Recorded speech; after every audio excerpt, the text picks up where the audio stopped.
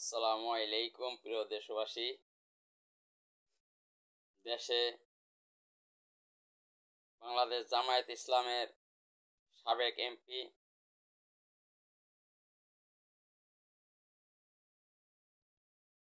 Doctor Taher সাহেবের কিছু কথা নিয়ে পুরো বাংলাদেশে তোলপাড় সৃষ্টি হয়েছে।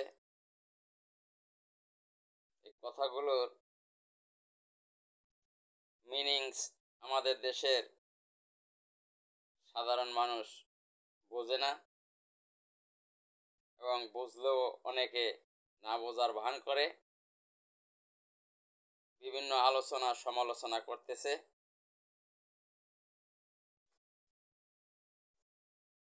ডক্টর তাহের সাহেব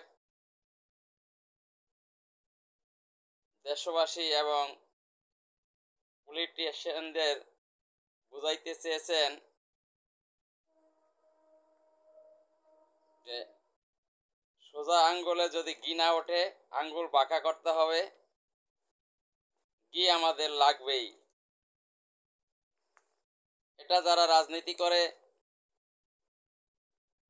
আমরা যারা রাজনীতি করি, আমরা অনেক সভা সমাবেশ বিভিন্ন জায়গায় বলে থাকি।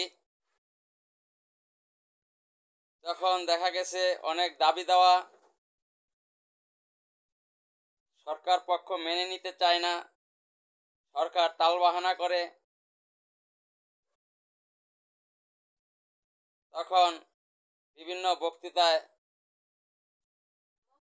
রাজনীতিবিদগণ বলে থাকেন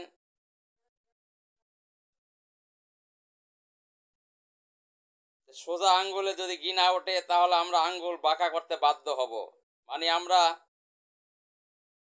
সহজ সরলভাবে আপনাদেরকে বলতেছি, আপনারা যদি না শোনেন তাহলে আমরা আরো কঠোর হব, আমরা আরো সিরিয়াস হব। এটাই মিনিংস করছেন। আরেকটা হচ্ছে কি আমাদের লাগবেই, তার মিনিংসটা হচ্ছে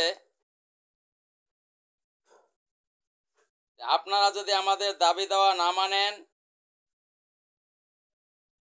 তাহলে আমরা আরো কঠোরভাবে আন্দোলন করব, আমাদের ন্যায্য দাবি আমরা আদায় করেই ছাড়ব। ন্যায্য দাবি এবং অধিকার এই তিনি বুঝিয়েছেন ঘি লাগবেই। আরেকটি হচ্ছে যে হাঙ্কি ফাঙ্কি করা চলবে না। হাঙ্কি ফাঙ্কি বলতে তিনি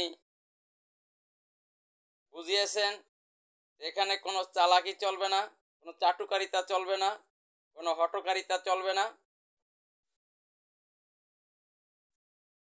কোনো বিমাতা সুলভ আচরণ চলবে না। আমাদের ন্যায্য দাবি এটা মেনে নিতে হবে, এটা মেনে নেন। তিনি এগুলোই বুঝাইতে চেয়েছেন। বাংলাদেশ জাতীয়তাবাদী দল বিএনপি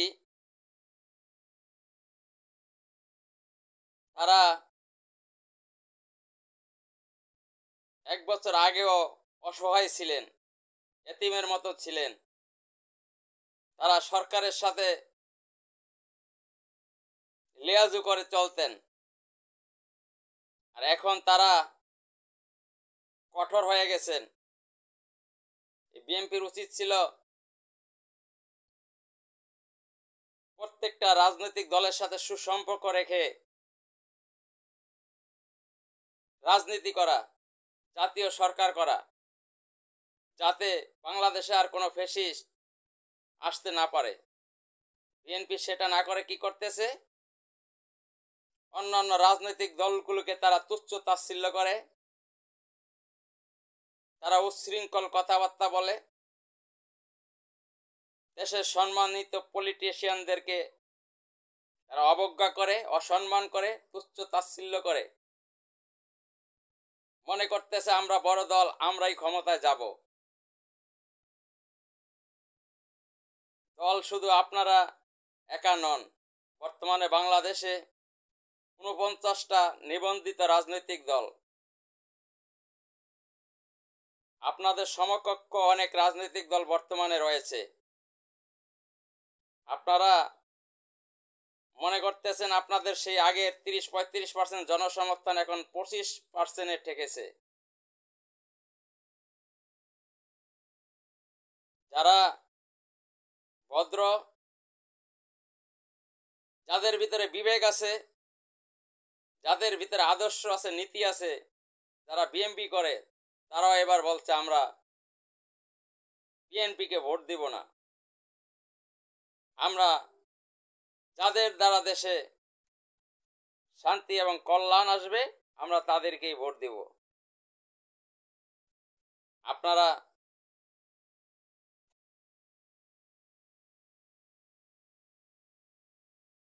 সেই গারতারামি করে আপনারা যা বলবেন তাই হবে, এটা এদেশে চলবে না, এটা হতে দেওয়া যাবে না। আপনাদেরকে এদেশে রাজনীতি করলে প্রত্যেকটা রাজনৈতিক দলের সাথে নেগোশিয়েট করে রাজনীতি করতে হবে। রাজনৈতিক দল সবাই সমান। আপনারা যা বলবেন তাই হবে, অন্যদের কথার কোনো ভ্যালু থাকবে না, তা হবে না। আপনারা যদি সমঝোতায় না আসেন, বাংলাদেশে আরেকটা গণবিপ্লব হতে পারে। আর তার জন্য আপনারা দায়ী থাকবেন, কারণ আপনারা সব কিছুতেই নোট অফ ডিসেন্ট, সব কিছুতেই আপনারা না না না, মানে মনে করতেছেন আপনারা যা বলবেন তাই হবে। সেদিন নাই, এখন দিন পরিবর্তন হয়েছে। ৫৪ বছর মানুষকে অনেক অত্যাচার, নির্যাতন, নিপীড়ন, হাওয়া বাণিজ্য, টেন্ডারবাজি, মানি লন্ডারিং, দেশের টাকা বাহিরে পাচার, বেগমপাড়া বানিয়েছেন। এদেশের মানুষের ভাগ্যের পরিবর্তন ঘটাননি, নিজেদের ভাগ্যের পরিবর্তন ঘটাইছেন।